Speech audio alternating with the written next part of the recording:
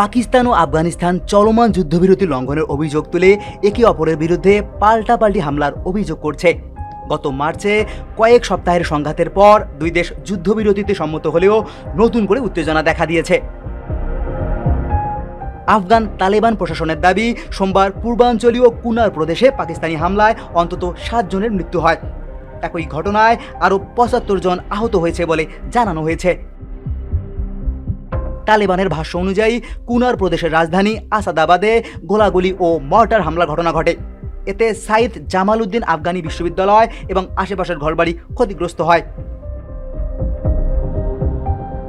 তালেবান উপমুখপাত্র হামদুল্লাহ ফিতরাত অভিযোগ করেন, পাকিস্তানের সেনাবাহিনী আফগানিস্তানে রকেট ও মর্টার হামলা চালিয়েছে।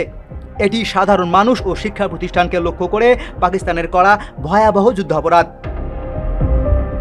অন্যদিকে পাকিস্তানের তথ্য মন্ত্রণালয় এসব অভিযোগ অস্বীকার করে বলছে, বিশ্ববিদ্যালয়ে হামলার খবর সম্পূর্ণ ভুয়া। তাদের দাবি, এ ধরনের কোনো সামরিক অভিযান সেখানে চালানো হয়নি।